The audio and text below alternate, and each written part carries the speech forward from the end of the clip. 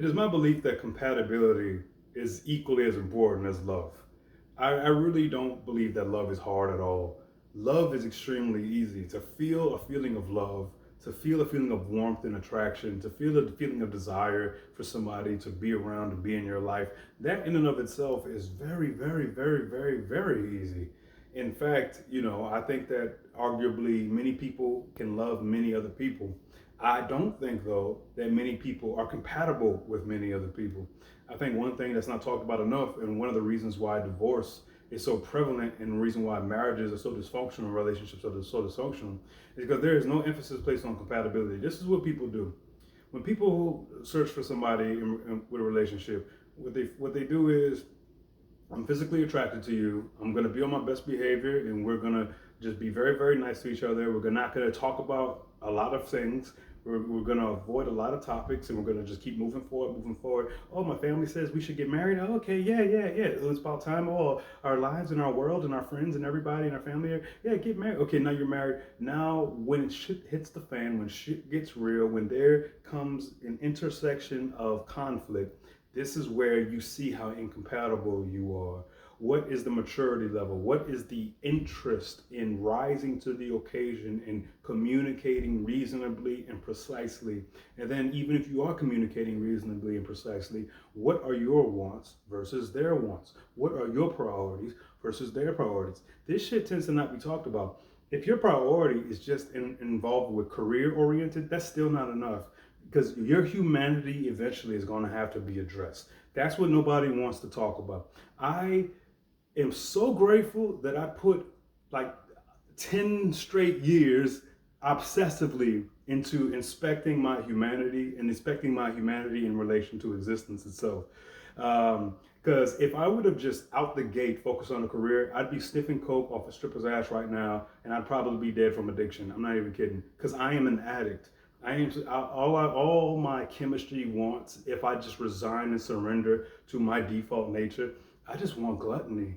I want pure, unadulterated gluttony, baby. Just give it to me. However, what is the definition of addiction? The definition of addiction is pursuing a particular kind of stimulation despite the destructive consequences that it heaps upon you. And I am a believer in health. I'm not interested in destroying my chemistry and in destroying this shell that to me is like almost personified, differentiated from my conscious self. Like, I believe that like my gut health, my physical health is something I look at it like an entity that is even outside of me, where I have to respect it and treat it right, whether I like it or not.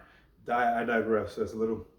But my point is that compatibility, man, we take it for granted, and we don't want to talk about that because everybody's so obsessed with looks. Everybody's so obsessed with just making money, having somebody, oh, you're a lawyer, you're a doctor, let's get together. Now, when y'all ass is all the way in fucking debt over all the bullshit you buy because you're materialistic as hell, and because you're superficial as hell, and because you really shouldn't have paid all that damn money for the degree that you paid for, and all the housing that you paid for, and the mortgage that you got, and all this, because you're just keeping up with the Joneses, because you're living a superficial, materialistic lifestyle. Do you understand how normal that is?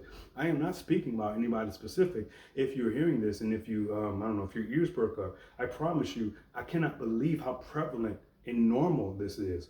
It's extremely normal for everybody to just go on autopilot and to say, okay, just, it's is nobody sick of the facade of wealth yet? The facade of richness? Because even if you have no debt and you're actually rich, there's still an emptiness there. Does nobody see yet? Does nobody want to talk about the spiritual deficit that's just very evident and very blatant? How everybody's just, there's no sense of true connectedness. Even when we're in each other's presence, are we talking about anything of importance to our heart? Is there are you really having meaningful discussions? Does somebody really give a damn about what's going on inside of your heart, your mind, and your soul? And then, do you really give a damn about growing and evolving if somebody gives a damn in return? Is there a reciprocation of meaningful dialogue? Or are people very conversationally incompetent? Because that's the other issue. When I talk with a couple of people in distinctly two separate relationships, both of their issues, although the problems were dramatically different, both of their issues boiled down was a conversational incompetency.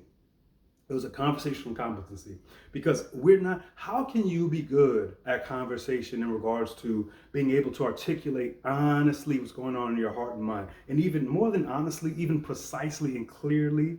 And like, how can you do that if you don't make efforts to understand yourself? And you know why you're not making efforts to understand yourself? Do you know why you're not making efforts to understand yourself? It is because to understand yourself means you have to also understand your shortcomings. You have to also understand your insecurities. You have to also confront your unhealthiness, your mental unhealthiness, your toxicity, your bad, destructive habits, your jealousy, your envy, your antagonism, your hostilities, your all this negative, just needless energy within you that you transfer to other people because you do not address it the way that it needs to be addressed. How can you understand this other person that you claim you love if you're not understanding yourself? How can you understand your friends that you claim you're so close to if you're not making efforts to understand yourself? What I see is people making every effort to live a self-absorbed life while still just being kind of like physically in the presence of other people. Bertrand Russell called it like billiard balls just colliding with each other. That's what it's like. But going back, let me rewind. Going back though, how can we be compatible if we're not trying to understand ourselves? And that's one of the big issues, man. One of the biggest issues that I keep seeing glaringly is people being conversationally incompetent, communicatively incompetent, and and this is not a topic that's talked about enough. Nobody's humbling themselves and realizing that we're all fools. And our saving grace, the saving grace here is that, okay, yeah, we're all fools, but we have an ability, this option to reflect and to do something about it. That's the beauty of it. Do something about it. Don't take for granted the power of reading. Don't take for granted the power of writing. Just writing down your thoughts and feelings, to have a kind of precise, intimate reaching out towards your thoughts and your feelings. And your concerns are so, I would argue that your concerns and your interests are so compromised. How can you really, really, really know what you really want and what you're really attracted to if you're constantly polluted by bombarding your brain with all of this nonsense that is on the internet? And all of this nonsense that you see the world, you might think your conscious self might think you're better than that. But I promise you, unfortunately, our subconscious minds don't work like that. Our minds don't work like that. We see what this world likes. We see what this world wants. And there's something in us, because we're human beings, that wants to please the world, many of us. And so then your choices are based off, let me please the world. That's what I'm saying. And that's why I love the religious mentality. Even if you're not a Christian in the sense that you accept Jesus as your Lord and Savior, I still respect the spirit of religiosity, the spirit of spirituality, where the desire is to transcend worldliness. And I promise you, whether you believe in a religion or not, transcending worldliness is a super important factor in having a major sense of clarity and a major sense of peace within you. I don't know of any silver bullet that's going to make you have like a kind of peace where like barring living like a monk somewhere and like completely being reclusive and not having to deal with people are always going to be frustrating. People are always going to be unhealthy and antagonistic. But one of the ways that we do ourselves as a service is we waste so much time with people that we claim are our loved ones, that we claim are our friends, our significant others, and what have you. We waste our time not because it eventually doesn't reach what everybody's obsessed over, which is like, be with me for the rest of my life. That should not. If you happen to be fortunate enough to meet somebody where y'all gonna be in each other's lives for the rest of your lives, that's fantastic. But there's this obsession just with that. I just need to be. Some people be having kids just because they need somebody to be there with. No, you're choosing all this kind of superficial shit over the quality, integrity of in the moment, whether I'm gonna be with you for the rest of my life or not. in this moment, can we have a vulnerable, transparent understanding of each other?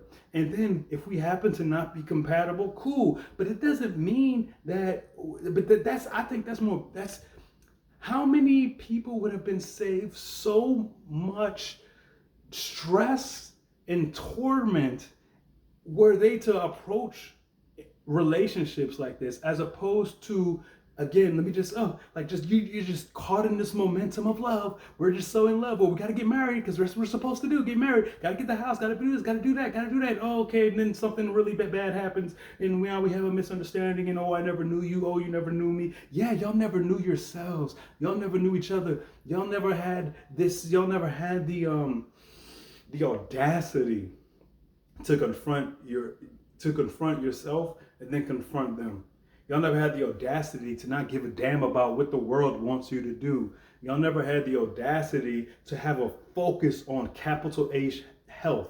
If you're not getting if you're not making efforts to be a healthy human being, there's no good reason other than just dumb luck why you should have any kind of clarity. Why should you have a clear mind and a clear heart and a clear spirit?